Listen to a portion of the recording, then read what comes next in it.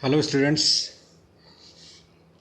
आज हम पिछले लेक्चर को कंटिन्यू कर रहे हैं जिसमें हमने रूट प्लानिंग के बारे में विस्तार से जाना था। और वो जो लेक्चर था मेरा पूरा का पूरा जर्नल्स के ऊपर आधारित था। इसका कोई रिटर्न मटेरियल या नोट बुक वगैरह अवेलेबल नहीं होने के कारण मैंने अर्बन डेवलपमेंट से रिलेटेड जर्नल का अध्ययन करके उसमें ट्रांसपोर्ट इंजीनियरिंग के अंतर्गत टॉपिक का अध्ययन किया। देन सिविल इंजीनियरिंग का ट्रांसपोर्ट इंजीनियरिंग सब्जेक्ट नामक बुक के कुछ नोट्स भी देखे। उसके पश्चात मैं इन लेक्चर को बनाने के लिए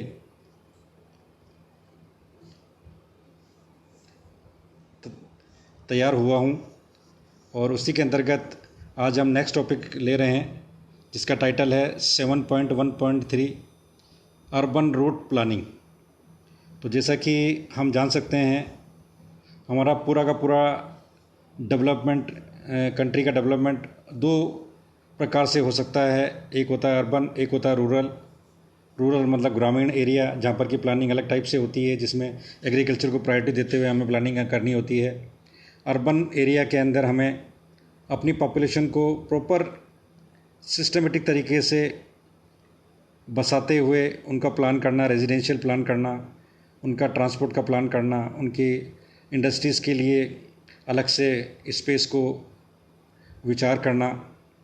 तो आज हम काफ़ी इंटरेस्टिंग टॉपिक पढ़ने जा रहे हैं अर्बन रूट प्लानिंग के बारे में।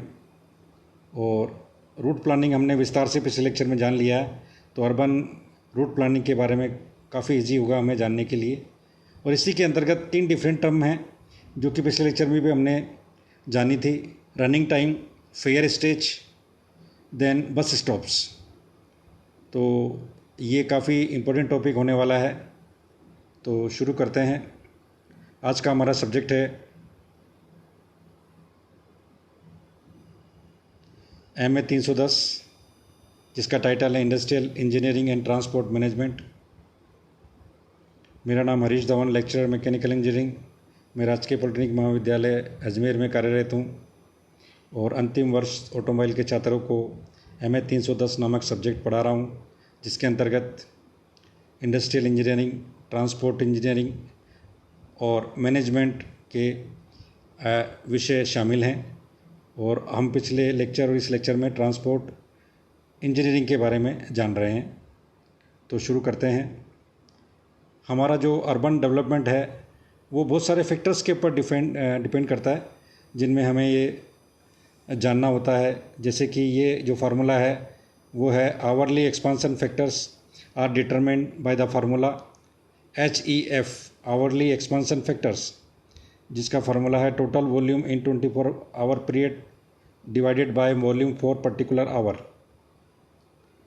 24 आवर में कितना वॉल्यूम कहीं एक पर्टिकुलर स्पेस पर होगा ट्रैफिक का, और पर आवर के हिसाब से कितना होगा उसका वॉल्यूम, उसको डिवाइड करके हम HEF निकालते हैं। इसी तरह हम DEF निकालते हैं, डेली एक्सपांसन फैक्टर्स, जो कि फार्मूला इस प्रकार होता है average total volume for week, average volume for particular day.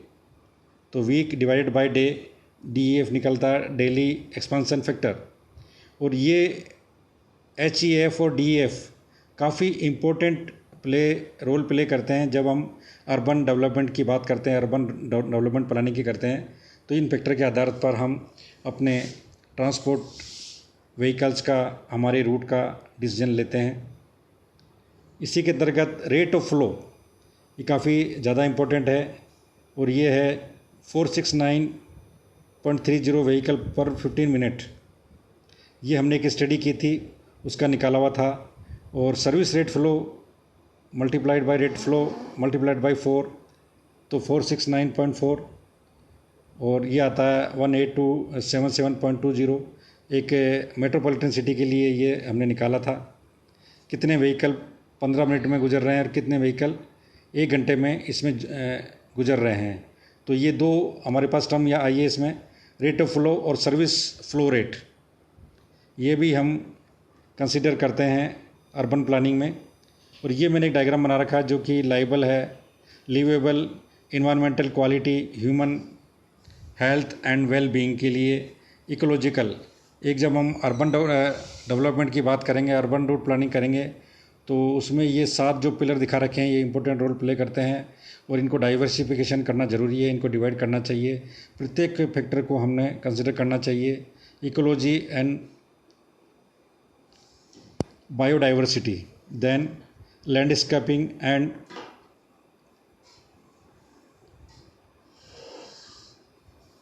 and spatio-temporal variations, then planning and management, landscape conversion, society and the environment, green areas, urban and indigenous vegetation, urban parks and woodlands, urban ecosystems। ये सारे के सारे जो parameters हैं एक आज के scenario में अर्बन डेवलपमेंट के लिए काफ़ी इम्पोर्टेंट हैं और इनके लिए सबके लिए स्पेस का प्रावधान रखना अत्यंत आवश्यक है। इसी में हम देखते हैं आगे पीक आवर वॉल्यूम। ये हम अर्बन में जब निकालेंगे तो ये पीक आवर वॉल्यूम निकालते हैं।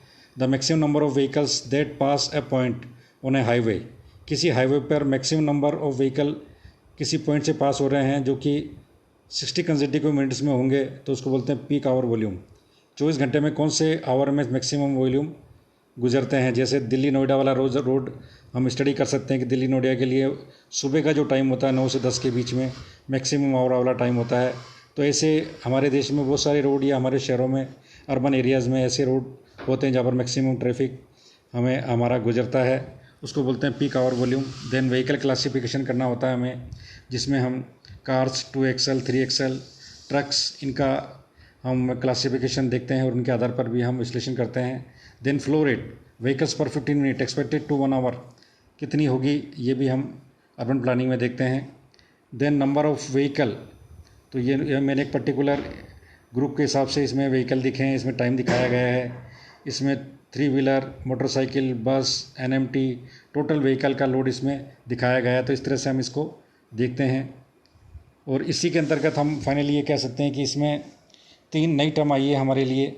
एक है रनिंग टाइम, और रनिंग टाइम एक जर्नी से रिलेटेड है, रूट प्लानर से रिलेटेड है, जिसमें कि हम टोटल टाइम देखते हैं और ये टाइम हम निकालते हैं डिफरेंट वेज से। जब हम कोई रूट प्लान कर रहे होते हैं तो हमारे पास मल्टीपल वेज अवेलेबल होते हैं और उन रूट को एनालिसिस करने के बाद हम उनका रनिंग टाइम निकालते हैं और जिस रूट का सबसे कम रनिंग टाइम होगा उसी रूट को सेलेक्ट करते हुए हम उस रूट पर जर्नी करने का प्लान करते हैं। तो जब ट्रांसपोर्ट की बात आती है तो ट्रांसपोर्ट के लिए भी हम फ्यूल, लेबर और रनिंग टाइम को कम करने के लिए रूट प्लानिंग में रनिंग टाइम की प्रायोरिटी देते हैं। तो ये वो रनिंग टाइम होता है। देन अगला टॉपिक हमारा इसमें है वो है फेयर स्टेज। तो फेयर स्टेज जो है ये जनरली फेयर से रिलेटेड स्टॉप पॉइंट्स मान सकता हूँ मैं। जबकि हम अर्बन डेवलपमेंट में सोचते हैं तो फेयर स्टेज ये रनिंग टाइम से निकाली जाती है और फेयर का किस तरह से भाड़ा निकाला जाना है व्हीकल के हिसाब से, तो फेयर स्टेज का एक एनालिसिस किया जाता है। देन फेयर डिसाइड किया जाता है। तो आपने देखा होगा कि बसेस के लिए, 2 व्हीलर के लिए, टैक्सीज़ के लिए, रेल ट्रांसपोर्ट के लिए, एरोप्लेन्स के लिए फेयर स्टेज के अलग अलग स्टेजेस डिसाइड की जाती हैं और सुविधा के हिसाब से फेयर स्टेज की क्राइटेरिया अलग अलग किए जाते हैं। तो इसमें आपको ब्रीफ में फेयर स्टेज के बारे में कुछ समझाना होता है और ये पूरे ट्रांसपोर्ट के टॉपिक में फेयर स्टेज में इतना ही आपको जानना है। देन नेक्स्ट टॉपिक है हमारा बस स्टॉप। अर्बन डेवलपमेंट में हम अपनी जर्नी के हिसाब से हम एक पर्टिकुलर एरिया में पर्टिकुलर डिस्टेंस पर बस स्टॉप का प्रावधान करते हैं, जहाँ पर कि हम अपनी जर्नी को ब्रेक करते हुए कुछ समय के लिए होल्ड टाइम लेते हैं और उससे हमारी जर्नी अगेन शुरू करने के लिए एक नया वे तैयार होता है। और बस स्टॉप जनरली एक जंक्शन होते हैं जहाँ पर कि हम इन्हें डिफरेंट व्हीकल के लिए स्टॉप के लिए बनाते हैं और इनसे डिफरेंट टाइप के वेज गुजरते हैं। तो इस तरह से ये हमारा टॉपिक फिनिश हो जाता है और इस टॉपिक को मैंने रूट प्लानिंग से लेके urban development, urban route planning, necessity of route planning, importance of route planning, vehicle transport से रिलेटेड सब काफ़ी कुछ बताने का प्रयास किया है। और मेरे इन 2 लेक्चर के आधार पर आप अपने ब्रीफ नोट्स बना लीजिए जो कि एग्ज़ाम के लिए सफिशिएंट होंगे। तो मेरा लेक्चर मैं यहीं समाप्त करता हूँ। Thank you.